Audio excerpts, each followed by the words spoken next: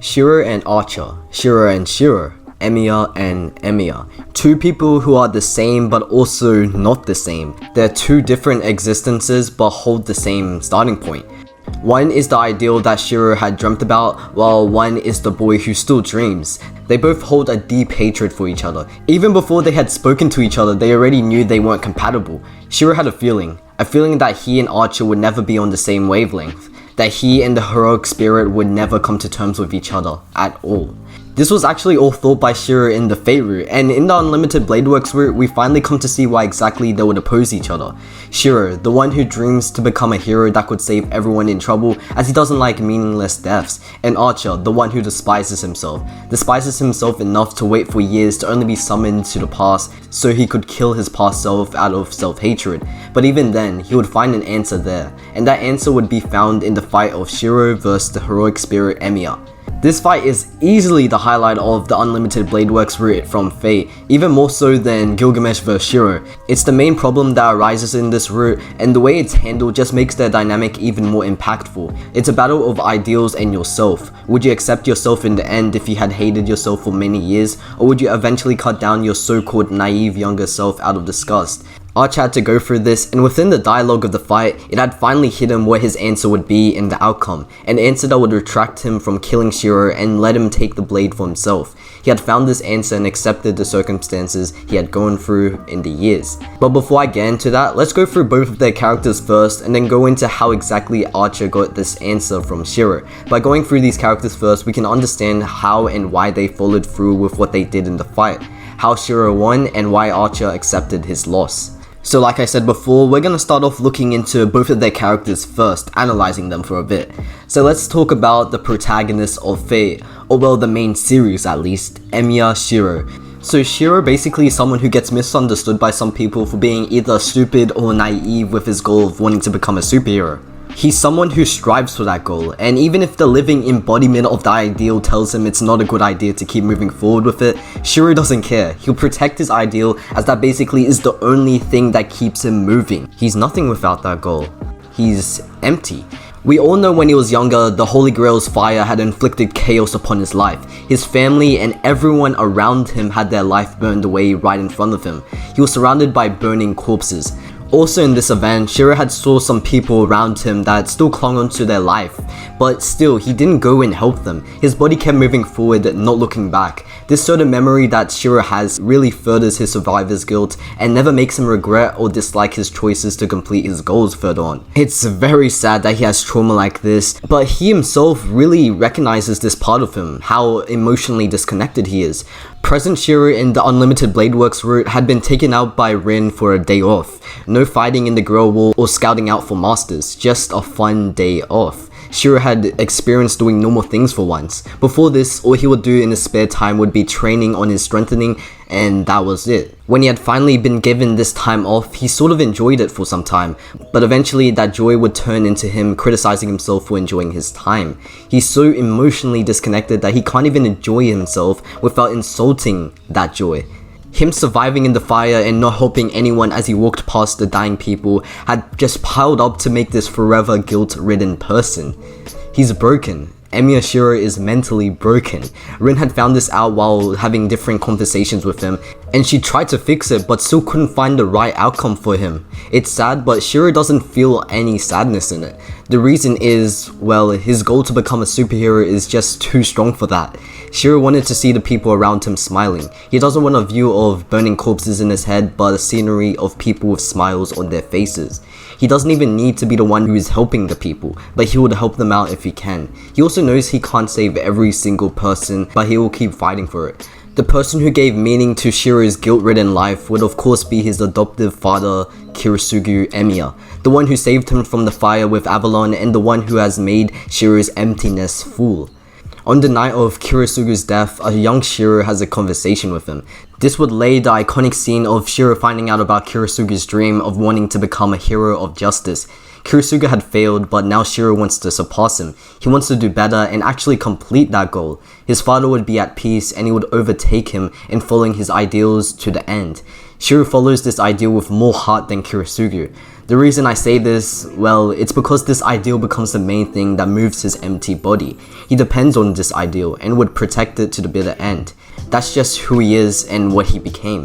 Shirou's old self was burned away from the fire, and whoever came up after being healed by Avalon was the Shirou that we see in the current roots.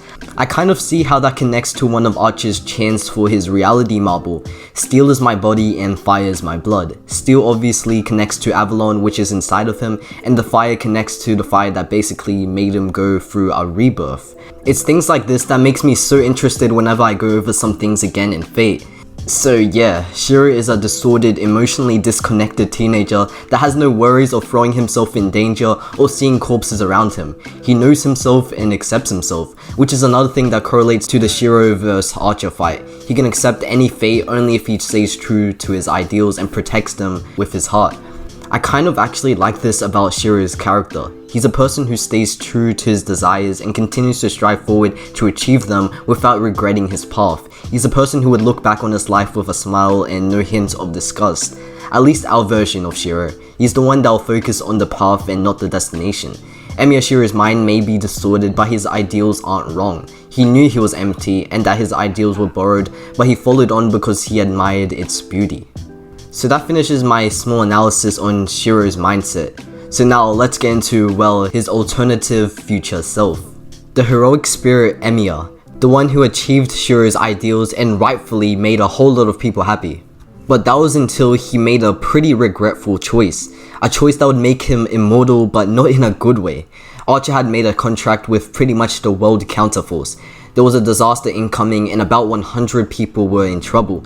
Archer obviously didn't have any powerful skills at that point of time, so he didn't have the power to save them all in his current state. So the counterforce appeared right in front of him with a deal. If he makes a contract with them, he would have the power to take on many world threats, as well as being able to keep saving people after death.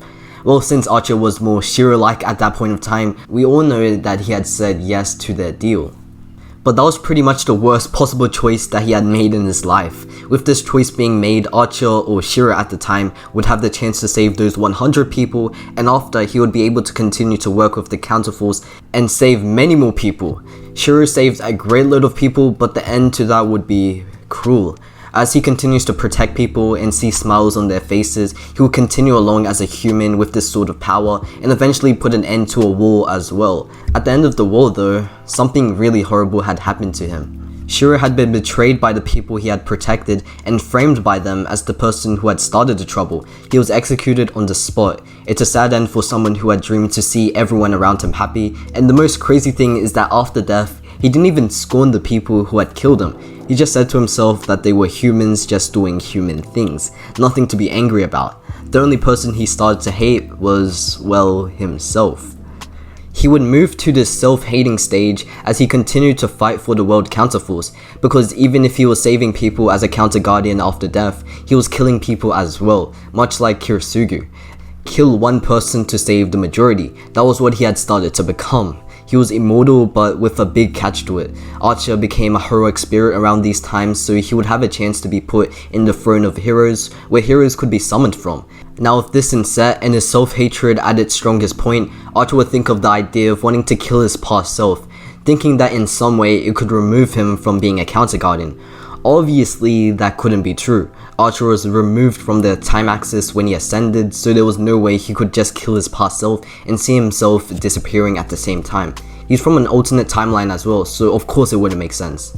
But he was desperate, so he believed in a 1% chance that what he wished for would happen. It's a really crazy plan, but understandable knowing what he's been through. Any sane person would be desperate in wanting to erase themselves after making a deal like that. Being an Emiya is truly suffering. So after waiting, he eventually gets summoned by Rin as he uses her pendant that he has with him as a catalyst. So Rin didn't use a catalyst to summon Archer, Archer did. And that was how he got summoned in basically every route. So that wraps up how Archer came to be Archer in Fate, as well as why exactly he wanted to kill Shirou, his past self. So for the actual fight between these two is what I absolutely loved. I remember watching the anime for it and loving every single thing about it. The music, visuals, and voice acting, especially from Archer, where you can hear the pain in his voice as he disagrees with Shirou's way of thinking. Then I went on and played the visual novel for this route, and I got to take a look at the deeper side of the fight, where you would get much more of an understanding of these two characters. The fight between ideals. It's an amazing fight that focuses on the core theme of fate and puts the protagonist in a situation that makes him have to actually battle the product that his ideal produced. Archer believes that Shirou's path is one of hypocrisy and fake. He counters Shirou with words brought by one who had experienced the outcome of that ideal. It's intense and keeps you wondering how exactly Shirou would have a chance in beating Archer in both skills and words. He eventually does though, and this plays a big part in Archer's growth afterwards. The way this fight is laid out is that Shirou first needs to learn how to match up with his future self. He can't fall flat or take a rest as Archer is extremely bloodlusted in the fight. He's really showing no chill or mercy, so Shirou struggles on whilst gradually becoming more in sync with Archer's projection magic. He's severely wounded and his mind is strained from the projections, but he'll continue on because it's the only way to protect his ideals. He keeps himself stationed whilst at the same time throws himself at Archer in fury. Archer, on the other hand, is shown an old mirror image of himself. He remembers those eyes he desperately wants to shut away. He remembers that light, that fire. He knows who this guy is, and as he remembers something else in this fight. The scenery of his and Kurisugu's conversation. The scenery that starts the beginning of his journey. And whilst remembering this, he also remembers the core reason why he went along with wanting to become a hero of justice. He admired a great dream, a beautiful ideal to struggle for. Even if Emiya Shirou is a fake, this ideal is absolutely true. For everyone to be happy is what everyone wishes for, which is the reason Shirou doesn't back down from hearing Archer's words on the future. He won't back down because his dream was never a mistake. Shirou says all of this when he pierces through Archer's chest. He pierces through Archer physically and also mentally. The outcome is clear, and Archer remembers everything about the beauty of his own ideals.